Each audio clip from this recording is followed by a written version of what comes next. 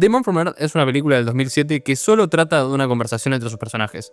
Y aunque esto pueda parecer aburrido, la película se apoya principalmente en la interpretación de sus actores y en su soundtrack para transmitir una película entretenida y que sea interesante de ver. Nos presenta una fiesta de despedida para el foco principal de la película, John Oldman, el cual empieza a comportarse extraño y es confrontado por esto por sus invitados. Por lo que él les termina confesando de que es en realidad un hombre inmortal que vivió por decenas de miles de años. Obviamente, sus amigos no le creen nada. Y la película en gran parte se trata de ver si es verdad lo que dice, contrastarlo con hechos reales, y a su vez él nos va contando cómo conoció y cómo vivió hechos importantes históricos, como haber conocido a Buda, a los apóstoles o a Van Gogh. Pero también empieza a tratar temas más profundos, como puede ser haber tenido que dejar gente atrás, ver familiares incluso más jóvenes que él morir, o si verdaderamente tuvo un propósito haber vivido tanto. A la mitad se revela algo que hace que una especie de giro, y además tiene una secuela del 2017. Pero hasta acá me sirve como introducción. Las personas, más allá de la religión, siempre tuvimos una atracción por vivir para siempre o no envejecer. En la ficción, y hasta incluso fuera de la ficción. Brian Johnson, the tech entrepreneur who sold Venmo for $800 million, has spent a fortune on a quest to stay young forever. This makes me want to do porn commentary. Okay, you pause the porn scene, it's like, all right, let's evaluate what's happening here and what the potential consequences could be. Comienza la fase 1 del laboratorio de la inmortalidad. No me sujeto a cambios. ¿Sabéis lo mejor del tema? Que absolutamente todos y cada uno de vosotros podéis poner vuestro granito de arena. Pero yo hoy vengo a enfocarme más específicamente en animes y mangas. Y el motivo, en realidad no hay motivo, más allá de que me haya dado curiosidad por qué es algo tan común dentro de este medio. Por tirar ejemplos, Bacano, To Your Eternity, Dungeon Meshi, que son todas series actuales que de alguna forma tocan el tema. A veces de una manera más principal y otros no tanto, pero que lo usan para decir algo. Pero quiero aclarar que no me vengo a enfocar en la parte rara de este tropo en Japón, la parte más violín, más violeta, más... Pederasta, más comúnmente llamado bufarra, bufarreta, bufarrón. No. Y por eso quiero hacer la aclaración de que solo me voy a enfocar en obras que lo tomen para decir algo verdaderamente. Y capaz no voy a encontrar por qué es un elemento tan usado, pero por lo menos quiero ver qué es lo que dicen a través de este.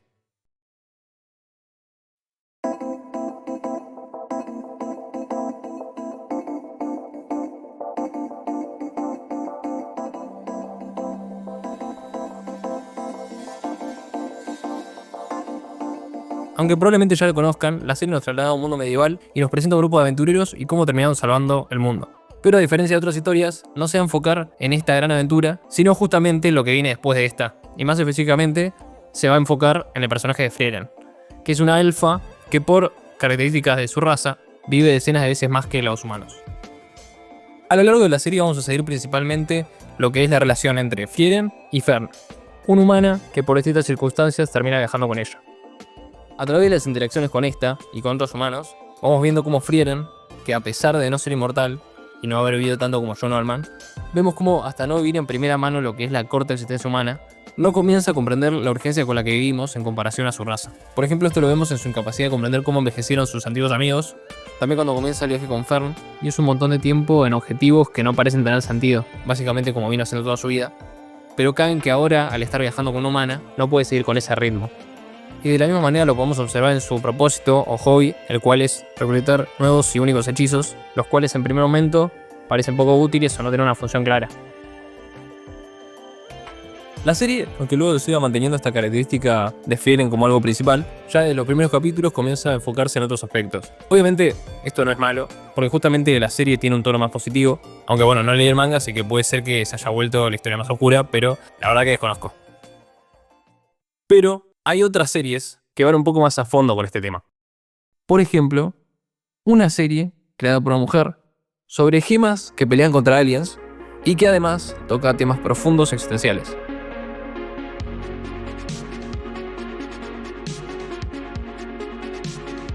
Houseki no Kuni, o Land of Lostros, nos presenta un planeta en un futuro lejano, habitado por seres de cristal capaces de sentir y moverse, de alguna manera. Estos pelean con una especie de seres espirituales de la luna que los van a acechar constantemente para llevárselo por razones desconocidas en primer momento. Y además, una característica principal de la serie es la capacidad de estos seres que habitan la Tierra de, a pesar de fragmentarse o romperse por completo, mientras se pueda reconstruir, son prácticamente inmortales. Y hay personajes que van desde los 300 a los miles de años de edad. Justamente, como son gemas, cada una tiene distinta dureza, densidad y habilidades. Y también estas se encuentran protegidas por una especie de monje pelado muy poderoso al que llaman como el maestro o el sensei. Partiendo de esta premisa, la serie ya desde el primer momento nos plantea miles de preguntas. Como quién es verdaderamente el pelado, por qué se la llevan a la luna, si este planeta que vemos es la Tierra, que con el pasar de los capítulos se van a ir desvelando. Así que si no la vieron, vos te recomiendo verla, y si está muy al pedo también leer el manga, porque la voy a spoilear completamente, más o menos. La serie se va a enfocar principalmente en una gema de fosfolita, que es básicamente un mineral de muy poca dureza y densidad, por lo cual en el contexto de la serie, este personaje al que llaman Foz es inútil. No puede ni pelear, no puede ni hacer ninguna otra tarea, lo que hace que de entrada en la serie no tenga ningún propósito. Por lo que el sensei le encarga que haga una enciclopedia, que catalogue las plantas y distintas formas de vida que hay en la isla. Pero por distintas razones, Foz termina siendo comida por un caracol y luego siendo expulsada por su caparazón, por el cual la reconstruyen y a partir de ese momento puede hablar con animales. Capaz. Creo. Que además va a ser un elemento muy importante para toda la serie. Y de esta manera se vuelve amigo de un molusco y comienza a hablar de cómo no tiene propósito y cómo también quiere ayudar a distintas gemas que se encuentran en una situación similar. Este la termina impulsando a que vaya al océano y a su vez también le suelta alto lore del mundo.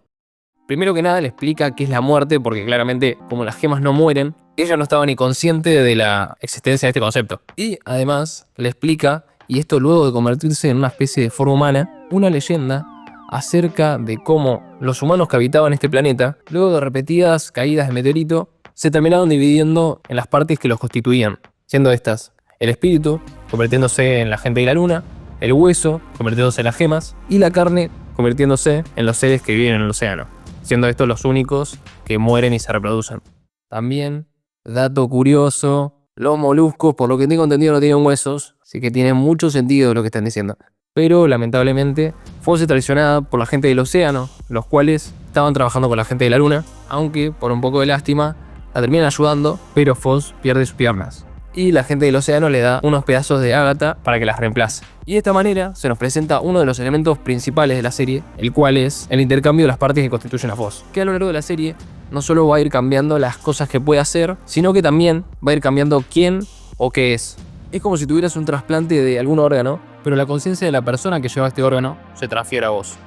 Foz, a partir de este cambio, va a ir siendo capaz de alcanzar nuevos objetivos, como en primer momento querer pelear, tratando de serle más útil a las otras gemas, cosa que termina saliendo un poco mal, pero bueno, después quiere ayudar en el invierno, que en este mundo las gemas al funcionar atrás del sol, en este periodo invernan, pero otras se tienen que encargar de distintas tareas. Y bueno, Foz viene haciendo las cosas bien hasta que medio que le sale todo mal, y a este punto probablemente ya comprendan de qué manera le suelen resultar las cosas a la protagonista, que aunque cambie su constitución, pareciera estar destinada a que todo le termine saliendo mal siempre, a tal punto que, y me paso a hablar del manga, Foz termina perdiendo además de las piernas, la cabeza, los brazos y además a dos compañeras.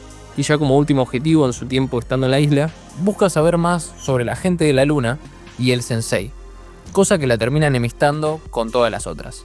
De esta manera incluso termina llegando a la luna y bueno, no hace falta que lo diga que le termina saliendo todo para el orto, terminando en una guerra con la gran mayoría de las gemas contra el sensei por distintas razones falopas de la trama, y por otro lado incluso las gemas que vinieron con ella a la luna no se llevan verdaderamente bien con ella.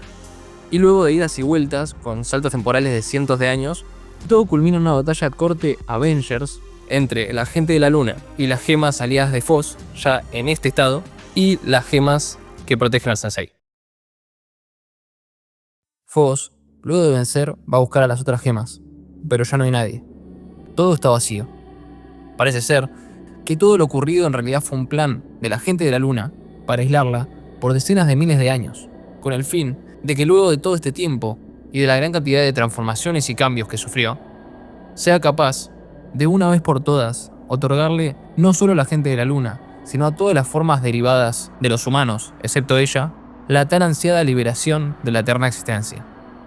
Por lo que Foz, luego de cumplir su propósito, se queda sola, abandonada, en el vacío del espacio, por el resto de la existencia. Aunque no en realidad porque hay 10 capítulos más, pero bueno. Fire Punch es un manga del creador de Chainsaw Man en el que vamos a seguir la santiagueña vida de Agni, un pibe con habilidades regenerativas que vive en un mundo apocalíptico cubierto en hielo, donde hay personas con habilidades sobrehumanas llamadas bendiciones. Por distintas razones, es incendiado junto con su hermana por llamas eternas. Su hermana muere, pero él sigue aguantando el dolor de las llamas por 8 años más. Todo impulsado principalmente por las ganas de vengarse con Doma, el chabón que los prende fuego. Y de esta manera comienza su búsqueda de esta persona. Pero el camino no lo va a hacer solo. Si vieron o leyeron algo de Fujimoto, saben que si algo se le da bien es hacer buenos personajes. Y también que es un chabón medio raro. 今から浮きます。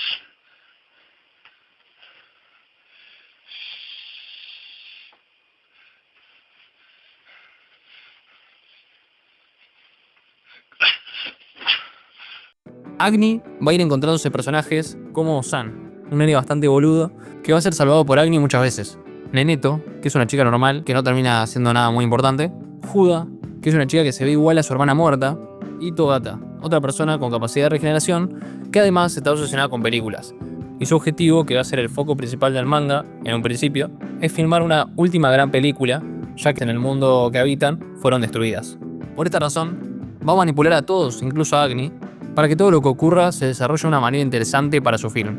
De esta manera, luego de preparación para una batalla por ambas partes, siendo esta Agni por un lado y por el otro Vegendor, la ciudad en la que se encuentra Doma y Juda, tienen alta pelea en la que toda la ciudad termina quemada hasta las cenizas, matando a miles de civiles, pero Agni gana. Los sobrevivientes forman una secta a su nombre, posteriormente mata a Doma a pesar de parecer una buena persona que criaba huérfanos, Togata muere intentando salvar al protagonista, y resulta que Juda está siendo usada para calentar el planeta. Y esto se explica como muchas otras cosas en el video, por razones falopas. Pero lo importante es saber que el objetivo de la persona que está haciendo todo este plan es que la civilización llegue a tal punto en el cual pueda realizar la última película de la saga de Star Wars. Entonces Agni saca las piñas a Juda del árbol, pierde sus llamas y ella pierde su memoria. Pero antes hay que saber quién era ella antes de todo esto. Desde niña se le asignó un rol muy importante en la ciudad, fingiendo poder escuchar la voz de Dios y a su vez creando la mentira de que la bruja de hielo congeló el planeta. Esto lo mantuvo por 120 años hasta conocer a Agni y capturarlo, pelear contra él en Vegendor y luego ser capturada y usada para calentar el planeta. Volviendo a donde estábamos, Agni, luego de rescatarla, comienza a flashearla mal, cosa que ya venía pasando, y le dice que se llama Luna, el nombre de su hermana muerta. Y de esta manera termina viviendo con ella, junto con huérfanos sobrevivientes que vivían con Doma, que no lo reconocen sin las llamas. Así vive por 10 años en una mentira, hasta que, frente al inminente congelamiento del planeta, necesitan que Juda vuelva a formar el árbol. A lo que él, ya muy psicótico, no lo permite. Y todo esto para que al final Juda recupere la memoria, voluntariamente se vuelva al árbol que calienta el planeta, no sin antes apagar las llamas de Agni, quien también pierde la memoria. 80 años después, y frente a una inminente guerra por los recursos y territorios que protege el árbol, a Agni se le plantea la posibilidad de tomar una pastilla que acabaría con su vida de una vez por todas. Pero en los últimos momentos del planeta, Agni parece recuperar sus recuerdos. Saltamos a Juda, en la soledad del espacio, junto con el árbol que lentamente va consumiendo otros mundos, por un planeta que ya no alojará vida. Así pasan cientos de años, luego miles, luego decenas de miles, y frente a la creencia de que esa solitaria existencia iba a ser eterna, una persona aparece.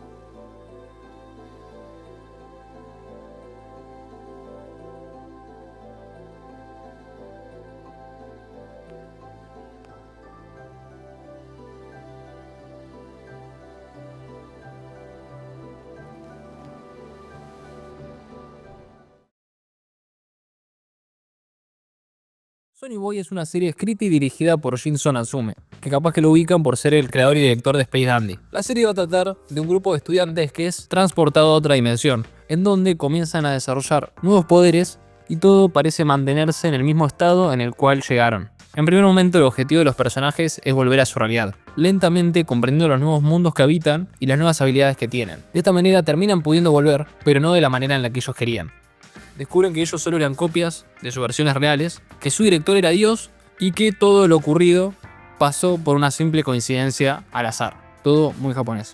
Por esto, a partir de este hecho, y frente a darse cuenta de que no pueden volver, cada uno comienza a construirse sus propios propósitos y motivos de existencia. Algunos se van de la isla en la que estaban, otros se van solos en búsqueda de nuevos mundos y otros se quedan en la isla tratando aún de buscar una forma de volver a su realidad. A este punto la serie se puede resumir en Peter Pan si fuera japonés y depresivo. Aunque la serie tenga un tema principal, cada capítulo tiene su propio tema y trama. Por ejemplo, hay un capítulo que se trata específicamente de la historia de una división de béisbol de monos. Otros capítulos tratan otro tipo de temas, como puede ser la desconfianza o los problemas entre los estudiantes, o también sobre una dimensión de cortinas que atrapa a personas sin amigos y que solo se puede escapar con la ayuda de los demás. Por otro lado, también nos enteramos de que los 36 estudiantes que fueron transportados en un principio no son los únicos, y que también en esa isla y en otros mundos se encuentran estudiantes de la misma escuela de antes y posteriores a los que ya habíamos visto. Por ejemplo, vemos una dimensión en la que estudiantes encuentran una especie de obra en construcción de una torre hacia el cielo con la promesa de que los va a llevar a su casa. Pero lo loco viene cuando nos enteramos de que hay personas que se encuentran ahí hace 200, 300 o incluso miles de años y que todos, aunque sigan trabajando y respeten el sistema en el que se encuentran, saben en el fondo que es una farsa. Pero siguen con esta solo porque les permite encontrar un propósito y una razón por vivir. También hay un capítulo en el que Yamabiko, que es otro estudiante que llegó antes de los que seguimos desde un inicio, nos cuenta por qué tiene forma de perro. Él nos cuenta que vagó por mucho tiempo por distintos mundos sin un destino, hasta que encontró una pequeña casa llena de estudiantes donde vivía Kodama, una chica que tenía habilidades como las de un dios, pero que era buena persona y ayudaba a todos. Él, a pesar de negarse en un principio, termina haciéndose muy cercano a ella, pero todo se termina cuando una persona con la capacidad de infectar gente con una especie de enfermedad llega a donde estaban. Pero algo raro pasa. Yamabiko no se enferma igual que todos los otros. Es el único que no se encuentra afectado. Y es en este momento cuando nos enteramos de que estos mundos en los que vagaba Yamabiko y todas las personas que se iba encontrando no eran más que una creación suya, que él había fabricado para aislarse del mundo. También algo interesante es los nombres de los personajes. Porque Yamabiko, en el folclore japonés, es el nombre que se le da al espíritu de las montañas, los cuales, con forma de perro mezclado con mono, suelen vivir en la profundidad de los bosques, y siempre cercanos a otro espíritu llamado Kodama, el cual representa el espíritu de los árboles. Y estos también se relacionan con la creencia de que si se corta un árbol y este sangra, significa que este era un espíritu de los árboles, y que el cortarlo representa un gran pecado y lleva una gran maldición. Pero en cuanto a Yamabiko, luego de literales miles de años en los mundos que fabricó, él es capaz de seguir lo que le pidió Kodama, y sale de su cascarón.